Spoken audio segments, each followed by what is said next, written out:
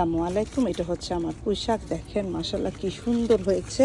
টবের থেকে কিন্তু মাটিতে পুঁইশাক লাগা মানে টবের মধ্যে পুঁইশাকগুলো খুব ভালো হয়েছে, হেলদি হয়েছে। দেখেন পুঁইশাকের শাখা এই যে আমার বিচি থেকে করা কিন্তু গাছগুলো।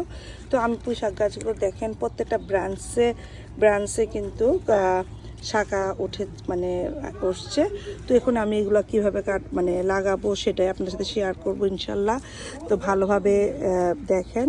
তো পুঁইশাকের পাতাগুলো আমি তুলে ফেলবো, নিচের দিকের পাতাগুলো।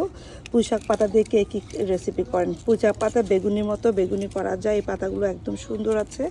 তো আমি বড় বড় পাতাগুলো আগে তুলে নিচ্ছি, সেটা আপনার সাথে শেয়ার করতেছি। দেখেন এই পাতাগুলো তুলে নেওয়ার পরে দেখাবো আমি কি করি আজকে।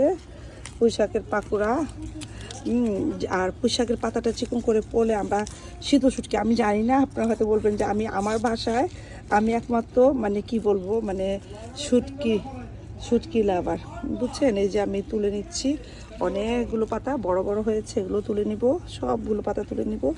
কারণ নিচের মাটিটা যদি আপনি ক্লিয়ার না রাখেন, আপনি কিভাবে এটাকে মানে করবেন? তো সেজন্য আপনাকে অলওয়েজ এই মাটির নিচের দিকের মাটি মানে গুলো খুব পরিষ্কার রাখতে হয়। দেখেন এই যে পাতাটা মাটির সাথে লেগে আছে দেখতে পারতেছেন, এটাতে কিন্তু পোকা ধরতেছে। হ্যাঁ, গাছের পোকা ধরবে, এটার জন্য ওরিট হলে চলবে না।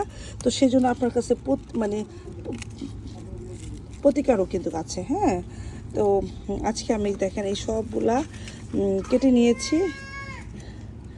তারপর একটা দারুণ একটা ম্যাজিক করব, যেটা দেখলে কিনা আপনারা ভাববেন যে আল্লাহ এত সুন্দর, এত সহজে গাছ করা যায়। তো আমি দেখেন এই যে এইখানকার থেকে মানে একটা এইখান থেকে যে আপনি কেচি দিয়েও কাটতে পারে। এই যে আগাটা, আমি আগার ডগাটা কেটে ফেলছি। দেখেন মাশাল্লাহ মাশাল্লাহ কত বড় হয়েছে এই ডগাটা, ঠিক দেখেন কেটে ফেলেছি। তো এই পাশের যে শাখাগুলো আছে এগুলো বড় হবে। তো এইভাবে আমি প্রত্যেকটা শাখায় যে এখানে দেখতে পাচ্ছেন, আমি এই বড় পাতাটা আমি তুলে ফেলবো। এই যে কি বড় বড় পাতা, মানে আমার হাতের তলার থেকেও বড় বড় পাতাগুলো দেখেন কত বড় বড় পাতা হয়েছে। তো এই যে দেখেন এখান দিয়ে এই যে দেখেন আমি এটাও তুলে ফেলেছি মাশাল্লাহ। তো এইভাবে পুঁইশাক গাছ দেখেন, এই টবে কিন্তু 2টা পুঁইশাকই যথেষ্ট ছিল, 3টা পুঁইশাক দিয়ে দিয়েছি। পাতায় পাতায় সংঘর্ষ খাচ্ছে। আমি এই পাতাটাও ছিঁড়ে ফেললাম, যাতে করে এই পাতাটাও ছিঁড়ে ফেললাম। একদম দেখেছেন গাছের কিভাবে কেটে দিয়েছি।